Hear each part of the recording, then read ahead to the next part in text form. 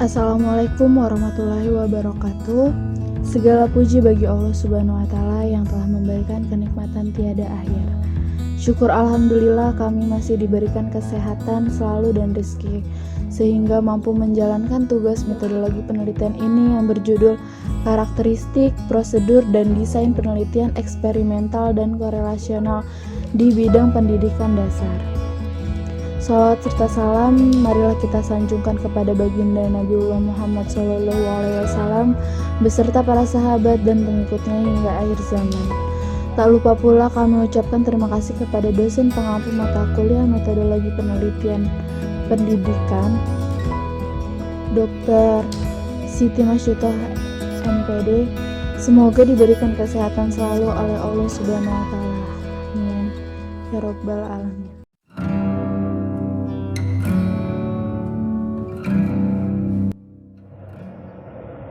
Bismillahirrahmanirrahim. Assalamualaikum warahmatullahi wabarakatuh. Saya Muhammad Rashid Ridho sebagai pemateri pertama akan menjelaskan mengenai pertama itu pengertian penelitian eksperimen, karakteristik penelitian eksperimen, prosedur penelitian eksperimen, dan validitas penelitian eksperimen. Nah, yang pertama saya akan membahas mengenai pengertian penelitian eksperimen. Menurut Sugiono, metode penelitian eksperimen adalah metode penelitian yang digunakan untuk mencari pengaruh perlakuan tertentu terhadap yang lain dalam kondisi yang terkendalikan. Sedangkan menurut Ari Kunto mengatakan bahwa metode eksperimen adalah suatu cara untuk mencari hubungan sebab akibat, hubungan kausal antara dua faktor yang sengaja ditimbulkan oleh peneliti dengan mengeliminasi atau mengurangi atau menyisihkan faktor-faktor yang mengganggu. Nah, jadi dari dua pengertian ahli di atas dapat disimpulkan bahwa metode eksperimen ini digunakan untuk mengungkap ada atau tidaknya pengaruh variabel yang telah dipilih untuk dijadikan penelitian. Dapat disimpulkan bahwa metode penelitian eksperimen merupakan metode yang sistematis guna membangun hubungan yang mengandung fenomena sebab akibat. Selain itu, penelitian eksperimen dilakukan dengan tujuan untuk mengatur situasi di mana pengaruh beberapa variabel terhadap satu atau variabel terikat yang dapat diidentifikasi. Selanjutnya ada karakteristik penelitian eksperimen. Menurut Sukardi, penelitian eksperimen pada umumnya mempunyai 3 karakteristik. Yang pertama, variabel bebas yang dimanipulasi. Kedua, variabel lain yang mungkin berpengaruh dikontrol agar tetap konstan.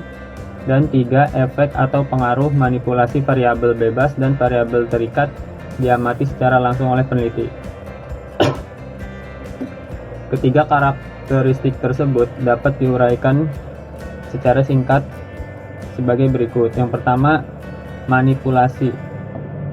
Karakteristik pertama yang selalu ada dalam penelitian eksperimen adalah tindakan manipulasi variabel secara terencana dilakukan oleh peneliti. Yang dimaksud dengan manipulasi yaitu tindakan atau perlakuan yang dilakukan oleh peneliti atas dasar pertimbangan ilmiah yang dapat dipertanggungjawabkan secara terbuka guna memperoleh perbedaan efek dalam variabel terikat. Misalnya dalam suatu proses penelitian laboratorium, yaitu treatment dan kelompok kontrol diberikan suhu ruangan yang bertingkat, yaitu dingin, sedang, dan panas. Perbedaan kondisi ruang tersebut direncanakan sebagai penentu awal agar mereka memperoleh hasil yang mungkin berbeda di antara kedua grup. Perbedaan yang muncul tersebut diperhitungkan sebagai akibat adanya manipulasi variabel terhadap dua kelompok. Selanjutnya, mengontrol variabel. Karakteristik kedua yang selalu ada dalam penelitian eksperimen yaitu adanya kontrol yang selalu sengaja dilakukan oleh peneliti terhadap variabel atau ubahan yang ada. Mengontrol merupakan usaha peneliti untuk memindahkan pengaruh variabel lain pada variabel tersebut. Kegiatan mengontrol suatu variabel atau subjek dalam penelitian eksperimen memiliki peranan penting karena tanpa melakukan kontrol secara sistematis, seorang peneliti tidak dapat mungkin melakukan evaluasi dengan melakukan pengukuran secara cermat terhadap variabel terikat. Yang selanjutnya melakukan observasi. Karakteristik yang ketiga dalam penelitian eksperimen adalah tindakan observasi yang dilakukan oleh peneliti selama proses penelitian berlangsung. Selama proses penelitian berlangsung, peneliti melakukan observasi terhadap dua kelompok tersebut.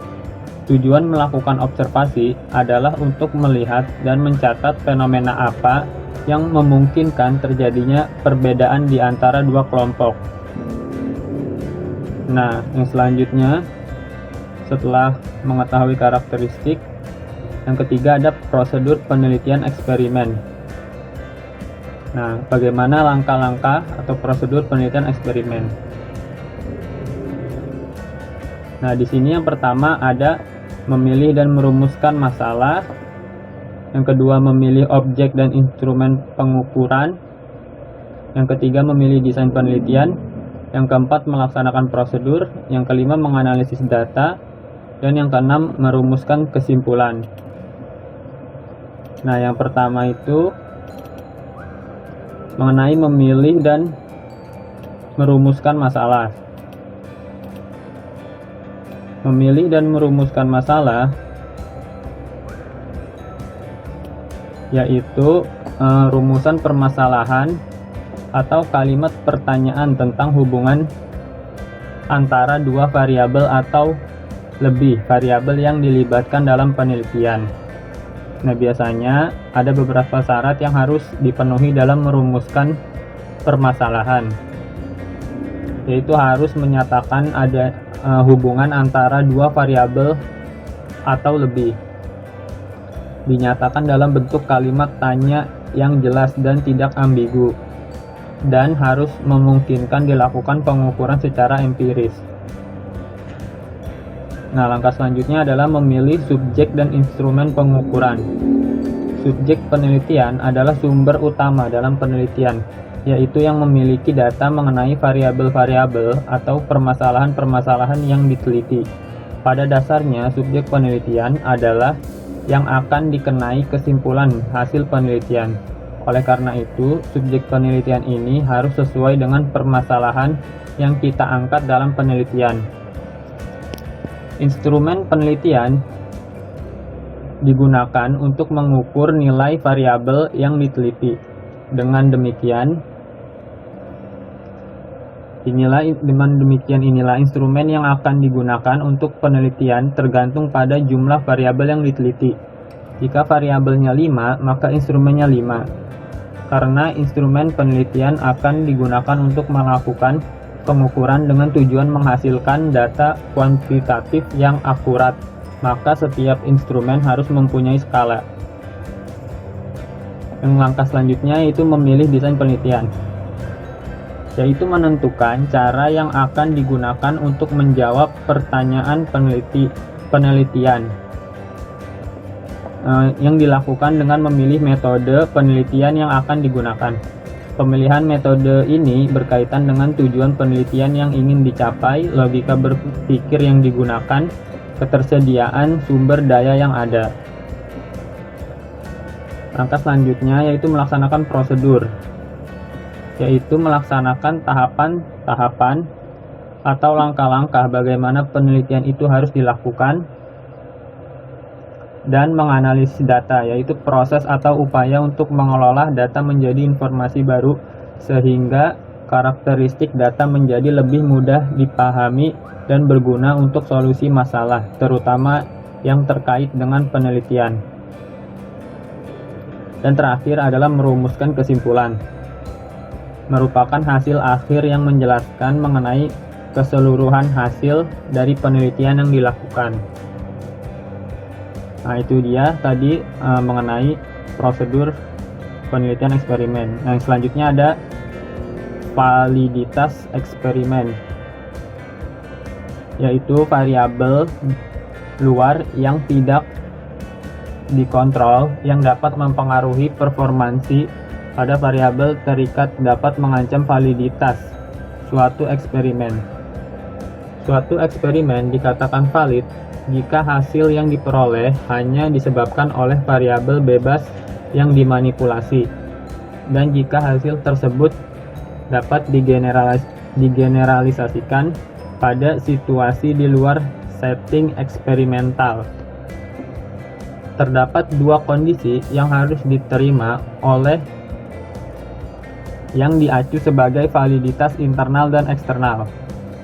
Yang pertama ada validitas internal, merupakan penilaian yang dibuat berkenaan dengan keyakinan bahwa hipotesis tandingan dapat disingkirkan dari kemungkinan sebagai eksplanasi dari hasil penelitian.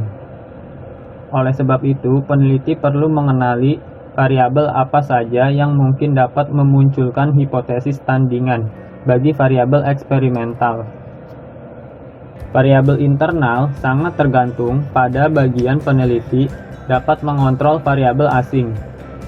Jika dalam suatu eksperimen variabel asing tidak dikontrol, peneliti tidak dapat menyimpulkan apakah perubahan yang terjadi pada variabel independen dalam eksperimental disebabkan oleh perlakuan eksperimental atau karena variabel asing, sehingga hubungan kausal tidak diinfer secara aman. Ada beberapa jenis variabel asing yang dapat mengancam validitas internal yang perlu diperhatikan peneliti eksperimen, yaitu historis, kematangan, testing, instrumentasi, regresi, statistik, seleksi yang berbeda, dan moralitas. Yang kedua, validitas eksternal. Ada dua macam validitas eksternal, yaitu yang pertama kesahihan populasi. Kesahihan populasi menyangkut populasi subjek sampel yang digunakan dalam eksperimen. Dan yang kedua kesahihan ekologis. Kesahihan ekologis menyangkut penggeneralisasian kondisi eksperimen kepada kondisi lingkungan yang lain. Itu saja dari saya. Sekian. Semoga dapat bermanfaat. Terima kasih. Wassalamualaikum warahmatullahi wabarakatuh. Assalamualaikum warahmatullahi wabarakatuh. Saya Karin Sukmasari akan menjelaskan tentang desain penelitian eksperimen. Desain penelitian merupakan rancangan penelitian yang disusun sedemikian rupa sehingga dapat menuntun peneliti untuk dapat memperoleh jawaban terhadap pertanyaan penelitian. Desain yang mencakup berbagai hal yang dilakukan peneliti, mulai dari identifikasi masalah, rumusan hipotesis, operasionalisasi hipotesis, cara pengumpulan data, sampai akhirnya pada analisis data. Dalam garis besar, desain penelitian mempunyai dua kegunaan penting dalam proses penelitian, yaitu yang pertama merupakan sarana bagi peneliti untuk memperoleh jawaban terhadap pertanyaan penelitian, dan yang kedua sebagai alat bagi peneliti untuk mengendalikan atau mengontrol berbagai variabel yang berpengaruh dalam penelitian. Desain yang dapat digunakan dalam pelaksanaan eksperimen secara garis besar dapat dibedakan dalam 3. Yang pertama, desain tanpa kelompok pembanding, dan yang kedua, desain kelompok dengan kelompok pembanding, dan yang ketiga, desain counterbalance, dan yang keempat, desain faktorial. Yang pertama ada desain tanpa kelompok, dilakukan hanya terhadap satu kelompok, yakni kelompok eksperimen, dengan cara menganalisis X melalui skor yang diperoleh dari pelaksanaan pre-test dan post-test. Yang kedua ada desain kelompok pembanding, dilakukan dengan cara mengadakan eksperimen terhadap 2 kelompok atau lebih dan menjadikan sebagian kelompok sebagai kelompok eksperimen, sedangkan kelompok lain dijadikan kelompok pembanding, dengan tujuan untuk meningkatkan kontrol dan mempertinggi validitas. Yang ketiga ada desain control balance. Pelaksanaannya dilakukan dengan mengambil 2 kelompok atau lebih dan setiap kelompok diekspos kepada sejumlah X sesuai dengan jumlah kelompok secara bergantian, sehingga setiap kelompok mengalami diekspos kepada masing-masing. Yang keempat ada desain faktorial. Peneliti bebas melakukan manipulasi variabel bebas untuk melihat efeknya pada variabel terikat. Dalam prakteknya di lapangan, perlakuan murni variabel bebas dan efeknya terhadap variabel terikat sulit dilaksanakan, sebab bagaimanapun juga ada variabel lain yang berinteraksi akibat kompleksnya kondisi eksperimen. Materi selanjutnya adalah contoh penelitian eksperimen di bidang pendidikan. Yang membedakan penelitian eksperimen dengan semua jenis penelitian lainnya adalah perlakuan atau manipulasi terhadap variabel bebas untuk mengetahui efeknya terhadap variabel terikat. Variabel yang dilibatkan yaitu variabel bebas dan variabel terikat sudah ditetapkan secara tegas oleh peneliti sejak awal penelitian. Selanjutnya, contoh-contoh penelitian eksperimen di bidang pendidikan. Yang pertama, menyelidiki pengaruh 2 jenis metode mengajar terhadap hasil belajar mata pelajaran tertentu berdasarkan ukuran kelas besar dan kelas kecil, dan taraf inteligensi siswa tinggi, sedang, dan rendah, dengan cara menempatkan guru secara random berdasarkan inteligensia, ukuran kelas, dan metode mengajar. Yang kedua, penelitian untuk menyelidiki pengaruh program pencegahan penyalahgunaan obat terhadap sikap para siswa SMP dengan menggunakan kelompok eksperimen dan kelompok kontrol.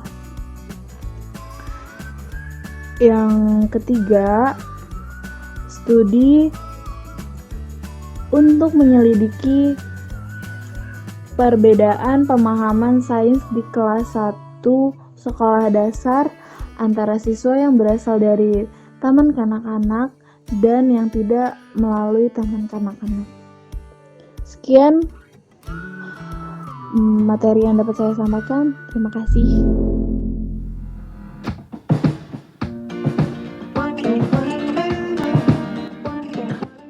Penelitian korelasional.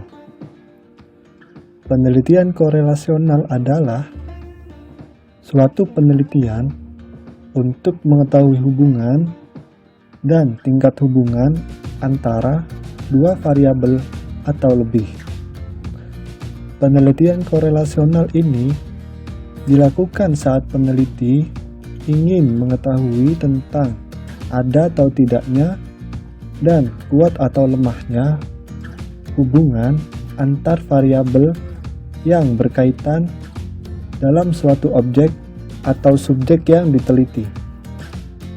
Guy menyatakan bahwa penelitian korelasional ini merupakan salah satu bagian penelitian ex post facto karena pada umumnya peneliti tidak memanipulasi keadaan variabel yang dinyatakan dalam koefisien korelasi.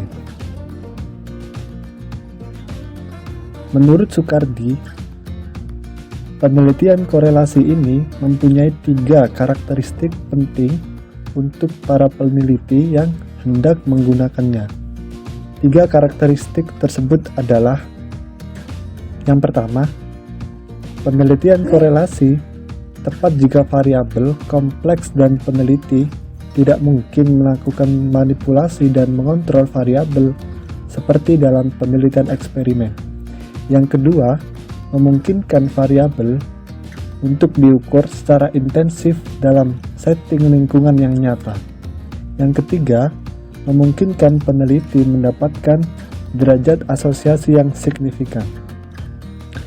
Penelitian korelasi ini lebih tepat jika dalam penelitian peneliti memfokuskan usahanya dalam mencapai informasi yang dapat menerangkan adanya fenomena yang kompleks melalui hubungan antar variabel, sehingga peneliti juga dapat melakukan eksplorasi studi melalui teknik korelasi parsial, di mana peneliti mengeliminasi salah satu pengaruh variabel agar dapat dilihat hubungan dua variabel yang dianggap penting. Di bidang pendidikan, studi korelasi biasanya digunakan untuk melakukan penelitian terhadap sejumlah variabel yang diperkirakan mempunyai peranan yang signifikan dalam mencapai proses pembelajaran. Seperti contoh, misalnya tentang pencapaian hasil belajar dengan motivasi internal, belajar strategi, intensitas kehadiran mengikuti perkuliahan, dan lain sebagainya. Tujuan penelitian korelasional. Menurut Guy, tujuan penelitian korelasional adalah untuk menentukan hubungan antar variabel atau untuk menggunakan hubungan tersebut yang akan digunakan untuk membuat prediksi. Penelitian korelasional bertujuan untuk menentukan ada atau tidaknya hubungan, ke arah mana hubungan tersebut, dan seberapa jauh hubungan antara dua variabel atau lebih. Misalnya, hubungan antara kecerdasan dengan kreativitas, semangat dengan pencapaian, tinggi badan dengan umur, nilai bahasa Inggris dengan nilai statistika, dan sebagainya. Tujuan dari suatu penyelidikan korelasi adalah untuk menetapkan atau mengungkapkan suatu hubungan atau menggunakan hubungan-hubungan dalam membuat prediksi atau perakiraan.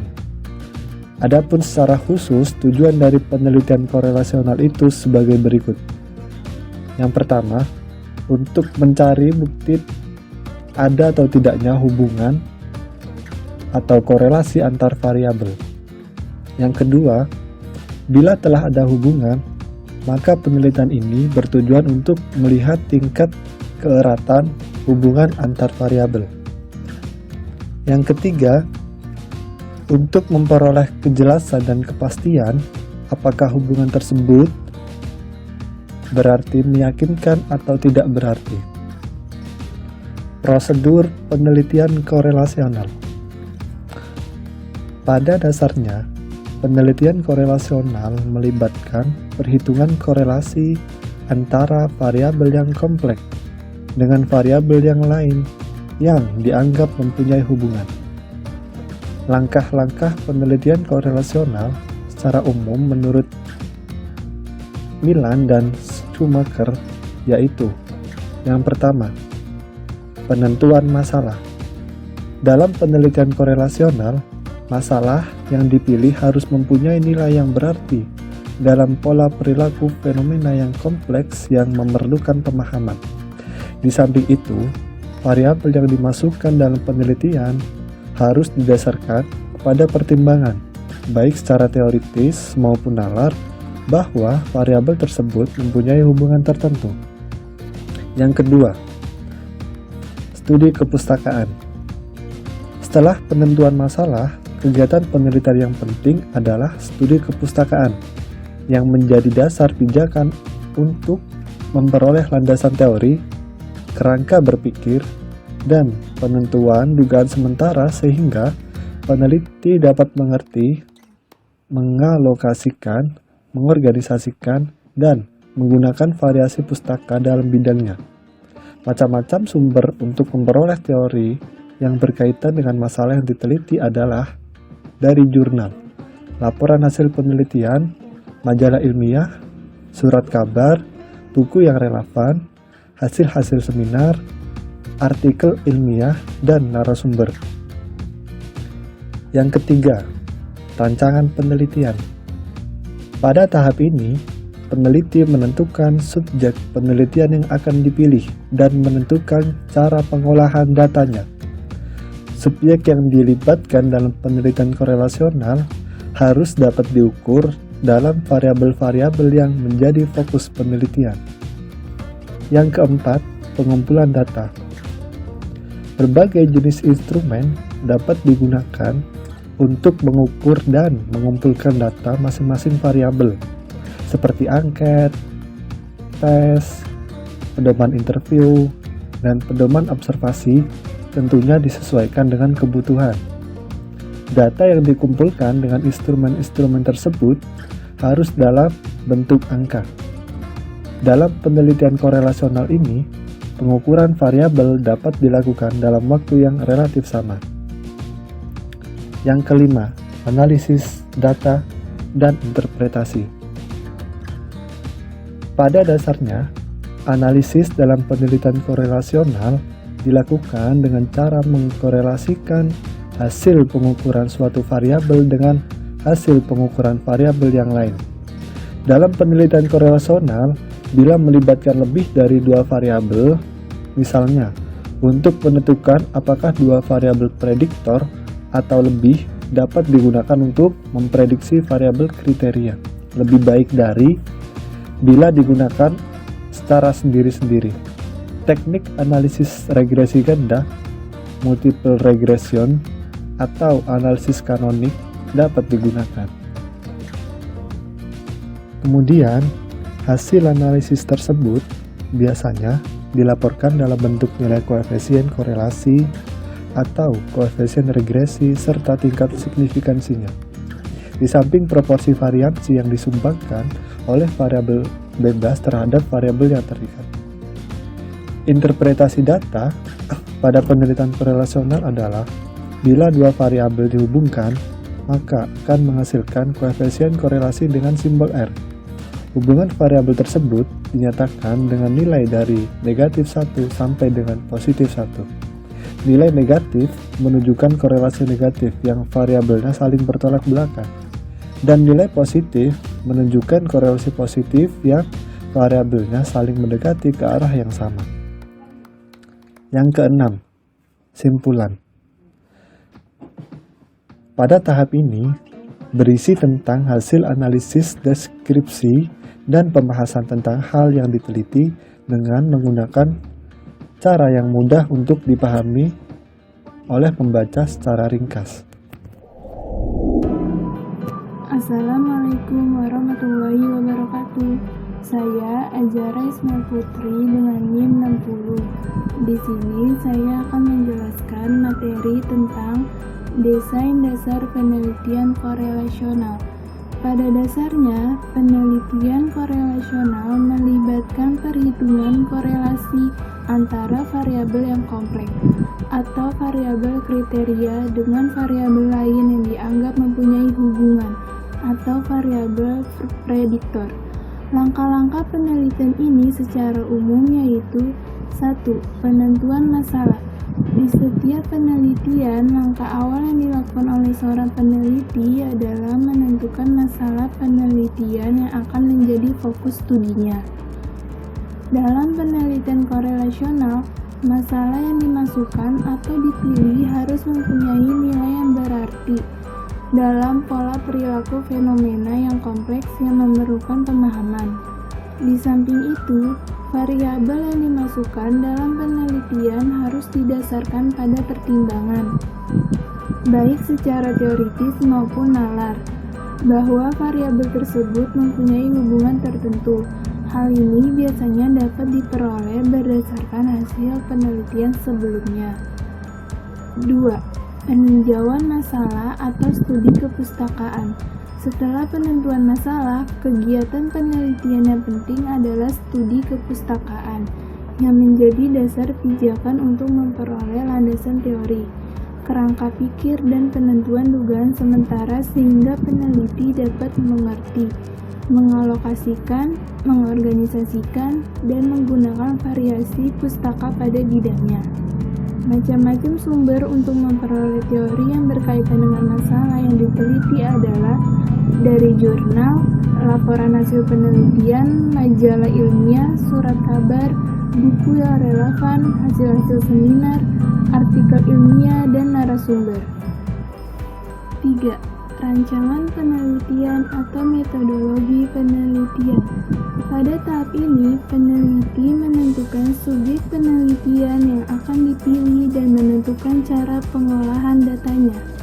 Subjek yang akan dilibatkan dalam penelitian ini harus dapat diukur dalam variabel-variabel yang menjadi fokus penelitian subjek tersebut. Harus relatif homogen dalam faktor-faktor di luar variabel yang diteliti yang mungkin dapat mempengaruhi variabel tarikat. 4. Pengumpulan data.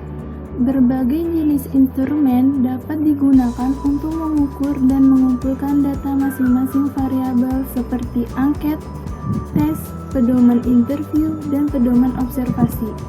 Tentunya disesuaikan dengan kebutuhan. Data yang dikumpulkan dengan instrumen-instrumen tersebut harus dalam bentuk angka. 5. Analisis data. Analisis dalam penelitian korelasional dilakukan dengan cara mengkorelasikan hasil pengukuran suatu variabel dengan hasil pengukuran variabel lain. Interpretasi data pada penelitian korelasional adalah bila dua variabel dihubungkan maka akan menghasilkan koefisien korelasi dengan simbol R kecil. Hubungan variabel tersebut dinyatakan dengan nilai dari min 1 sampai plus 1. Nilai min menunjukkan korelasi negatif yang variabelnya saling bertolak belakang, dan nilai plus menunjukkan korelasi positif yang variabelnya saling mendekati ke arah yang sama. 6.